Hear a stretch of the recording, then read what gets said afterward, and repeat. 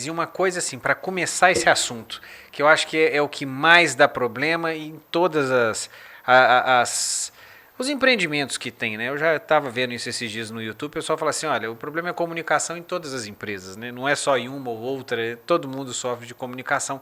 Então eu acho que para ter uma equipe comprometida, a gente tem que começar falando de comunicação. Você concorda com isso ou não, Emerson? É a comunicação. Olha, comunicar de maneira clara, objetiva, o que deve ser feito e não o que não deve. Nós até pontuamos isso no último encontro, na última reunião que tivemos aqui, no último podcast. Então, assim, a comunicação é a base. Se não ficar claro o que deve ser feito, como que deve limpar, como que deve colocar aquela comida no coxo, a limpeza de bebedouro, o manejo que deve ser feito naquela lavoura, no plantio, na colheita, vai acontecer algo errado. Vai. Então, comunicação é a chave. Até porque muitas vezes a pessoa nem sabe o que é errado, né? Quando não é comunicado. Então... Emerson, e como é que você vê isso nesse estabelecimento de comunicação do líder para o liderado? Estabelecer uma comunicação clara. Como é que você vê isso? Quem é o responsável por estabelecer uma excelente comunicação? Olha, a responsabilidade da comunicação, ela é sempre minha.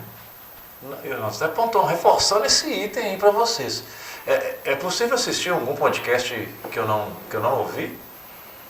Posso voltar? Pode, sem problema nenhum. Nossa, então, por favor, retornem no podcast de número e acrescento e reforço que a responsabilidade da comunicação é de uma pessoa.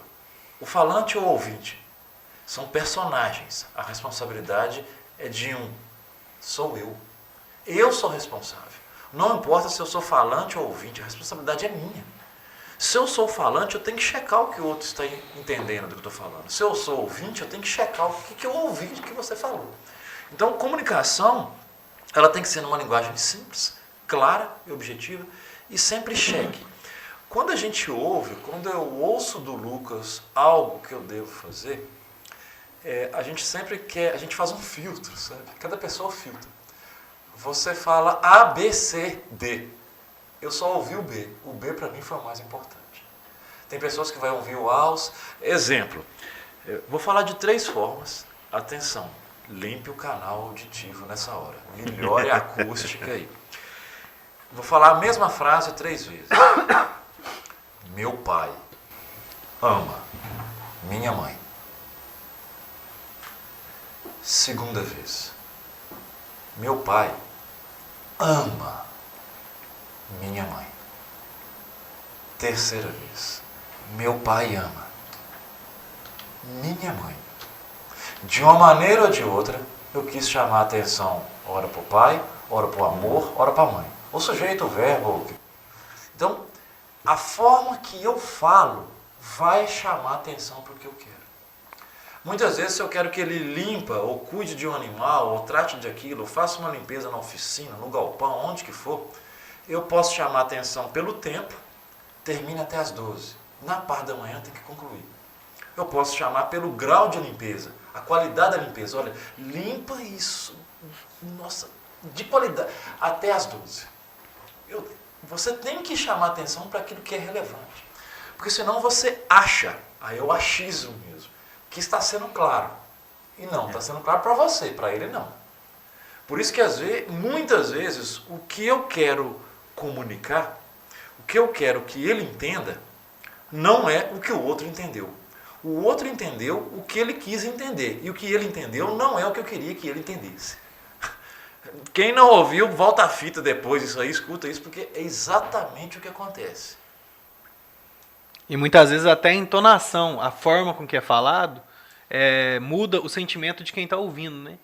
E muitas das vezes a própria palavra ela não tem tanta importância quando você pensa na entonação. A mesma frase ela pode ser dita de diversas formas. E às vezes a entonação que ela é dita muda o sentimento de quem está ouvindo e muda totalmente a história, né?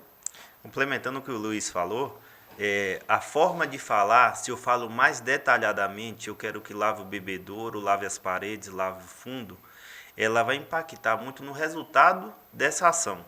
Se eu falar lava o bebedouro, o cara pode retirar apenas a água, colocar uma água nova e limpou.